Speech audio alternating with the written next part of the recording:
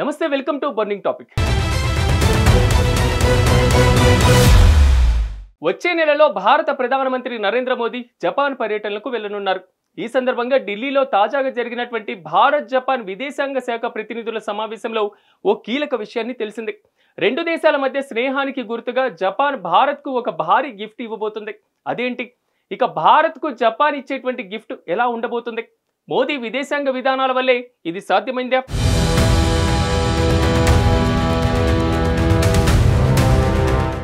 Bharat Japan మధ్య వ్యూహాత్మకంగా ఎంతో బలమైన స్నేహం ఉంది. ప్రధానమంత్రి నరేంద్ర మోదీ ప్రధాని అయిన తర్వాత ఈ బంధం మరింత బలపడింది. అటు మరిన్ని కీలక అంశాలపైన ఒప్పందాలు చేసుకునేందుకు ప్రధాని నరేంద్ర మోదీ ఆగస్టు నెలలో జపాన్ వెళ్లనున్నారు. ఈ సందర్భంగా ఢిల్లీలో రెండు దేశాల ప్రతినిధుల సమావేశం జరిగింది. భారత విదేశాంగ కార్యదర్శి Vikram Misri, Japan vice minister Funakoshi Takehiro సమావేశమై పలు అంశాలపైన చర్చించుకున్నారు.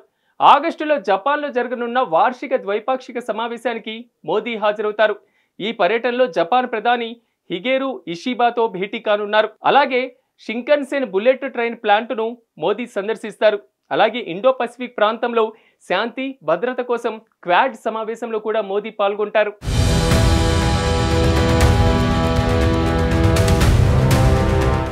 అయితే భారత్తో ఉన్న మైత్రికి గుర్తుగా జపాన్ మనకు ఓ భారీ గిఫ్ట్ ఆఫర్ చేసింది. Ahmedabad Mumbai bullet train project కోసం జపాన్ భారత్ కు 2 E10 షింకన్సేన్ ట్రైన్లను బహుమతిగా ఇవ్వనుంది. E10 అనేది జపాన్ లోని బుల్లెట్ ట్రైన్లలో కొత్త వర్షన్. ఇవి త్వరలో జపాన్ లో అందుబాటులోకి రానున్నాయి. అయితే ఈ ట్రైన్లు తాము జపాన్ లో అందుబాటులోకి వచ్చే సమయంలోనే భారత్ లో కూడా ప్రవేశపెట్టనున్నారు. ఇది రెండు దేశాల మధ్య ఒక అరుదైన సాంకేతిక భాగస్వామ్యంగా భావిస్తున్నారు. అలాగే E5, E3 సిరీస్ ట్రైన్లను కూడా ట్రయల్స్ కోసం ఉచితంగా అందించే ప్రతిపాదన జపాన్ చేసింది.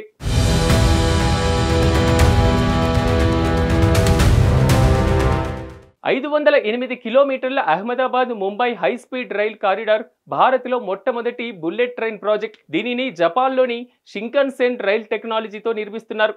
ఈ ప్రాజెక్టుకు జపాన్ ఇంటర్నేషనల్ కోఆపరేషన్ ఏజెన్సీ 0.1% వడ్డీతో 88,000 కోట్ల స్టాఫ్ లోన్ను అందిస్తుంది. 2016లో ప్రధాని మోదీ, అప్పటి జపాన్ ప్రధానమంత్రి షింజో అబే మధ్య ఈ ఒప్పందం కుదిరింది. ఈ ఒప్పందంలో భాగంగా జపాన్ టెక్నాలజీ ట్రాన్స్ఫర్ చేస్తుంది. అలాగే షింకన్సేన్ ట్రైన్లను భారత్లోనే తయారు చేయనున్నారు. అహ్మదాబాద్ ముంబై మార్గం అందుబాటులోకి వస్తే ప్రస్తుత 7 గంటలు పడుతున్నటువంటి సమయం దాదాపు 2 గంటలకు తగ్గనుంది. అయితే 2022లోనే పూర్తి కావాల్సిన ఈ ప్రాజెక్ట్ అనేక కారణాలతో ఆలస్యమవుతుంది.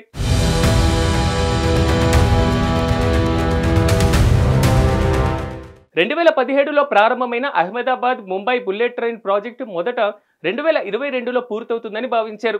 కానీ ఇప్పుడు గుజరాత్ విభాగం 2027కి, మొత్తం కారిడార్ 2029 నాటికి పూర్తవుతుందని అంచనా. ప్రధానంగా గుజరాత్, మహారాష్ట్రలో రైతుల నుంచి వచ్చిన వ్యతిరేకత, పరిహార విషయంలో సమస్యల కారణంగా భూసేకరణను ఆలస్యమైంది. దీనికి తోడు ముంబై సమీపంలోని మ్యాంగ్రోవ్ అడవుల ప్రాంతంలో నిర్మాణం కోసం వేలాది చెట్లను నరికి వేయాల్సి రావడం, దీనిపై వచ్చిన చట్టపరమైన సవాళ్లు ప్రాజెక్టు ఆలస్యానికి కారణమయ్యాయి.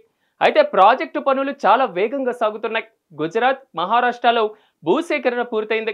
508 కిలోమీటర్లలో 298 కిలోమీటర్ల వయాడక్ట్ నిర్మాణం పూర్తయింది. 21 కిలోమీటర్ల సొరంగ నిర్మాణం వేగవంతమైంది. ఇందులో 7 కిలోమీటర్ల సముద్రం కింద ఉంటుంది.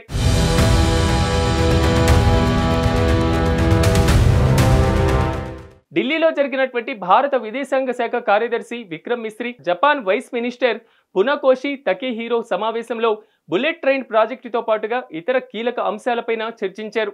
కీలక ఖనిజాల ఎగుమతి విషయంలో చైనా ఆంక్షల వల్ల ఎలక్ట్రికల్ వాహనాల ఉత్పత్తిలో జపాన్ కంపెనీలు సమస్యలు ఎదుర్కొంటున్నాయి. దీంతో భారత్, వియత్నాం మధ్య దేశాల్లో లభించేటువంటి రేర్ ఎయిర్ మెటీరియల్స్ అభివృద్ధిపైన సహకారం అందించుకోనున్నారు.